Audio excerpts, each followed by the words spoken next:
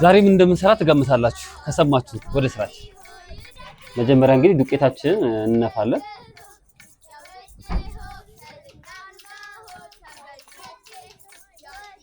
እንግዲህ ዱቄታችን መነፋቱ የሚጠቅመው ምንድነው?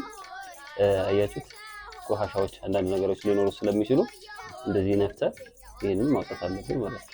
እንግዲህ ለዳቦአችን የሚያስፈልገን አንደኛው ጥቁር አዝሙድ ነው። ከዛ ነጭ አዝሙድ አለ እዚህ ጋር የተወቀጠ ድንብላል አለ፣ ጨው አለ፣ ዘይት አለ። ይሄኛው ስኳር ነው። ይሄ ደግሞ እርሾ ነው። እርሾ ማለት የጤፍ እርሾ ሊጡን አድርገን ከዛ በኋላ ውሃ እንጨምርበታለን። ቅርር ሲልልን እንዳይቆመጥጥብን ቅርር ሲልልን ይሄንን ውሃ እንደ እርሾ እንጠቀማለን ማለት ነው። የሴት ላይ ያደረገውን ትተን ከላይ ያለውን ውሃ እንጠቀማለን። ቅመሞቻችን እንጨምራለን።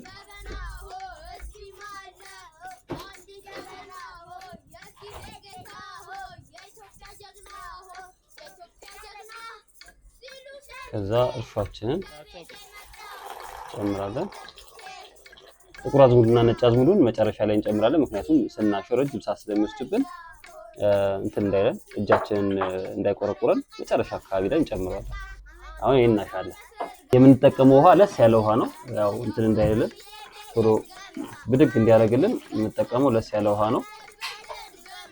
በደረቁ ነው የምናሸው። እጥን ማለት የለበትም። እያየን ነው የምንጨምረው ውሃችንን።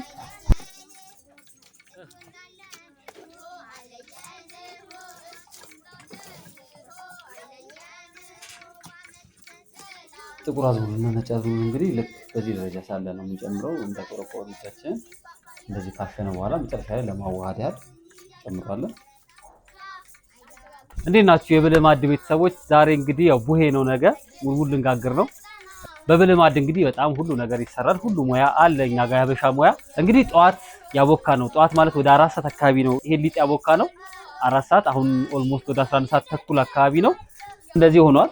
ያው ጥቁር አዝሙዱን ምናምን በደንብ እናየዋለን። አሁን ሙልሙላችን እንሰራለን። ሙልሙላችን እንዴት ነው የምንሰራው መሰላችሁ? ኮባችን በደንብ የታጠበ ነው። እጃችንን ነከር እናደርግና እንዳይያያዝብን ከእጃችን ጋር እንዳይያያዝብን ከዛ ልጅ ነገር እናረጋትና እቺን ጠቅላል አድርጎ ይሄ በጣም የሚጣፍጥ ሙልሙል ነው። ምክንያቱም በሀበሻ እርሾ ነው የተጠቀምነው። ብዙ ጊዜ የፈረንጅ እርሾ ያደርጋሉ አይደለ? የስንዴ እንትን ላይ እና የሀበሻ እርሾ ነው መሆን ያለበት። የሀበሻ ዳቦ የምንጋግር ከሆነ ምንም አይነት የፈረንጅ እርሾ ባንጠቀም ጥሩ ነው።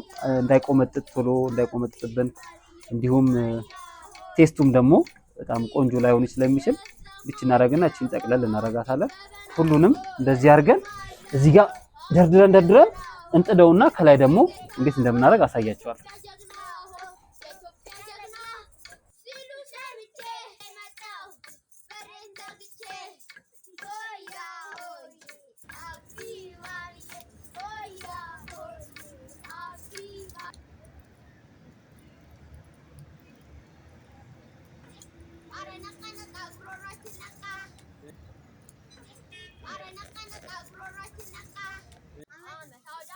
ከዛ ሙልሙላችን ወጥቶ እንደዚህ በመሰለ መልኩ በጣም በሚያምር መልኩ ወስዶልናል።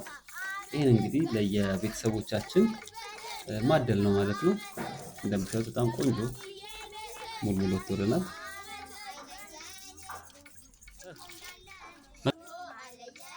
መልካም በዓል ይሁንላችሁ።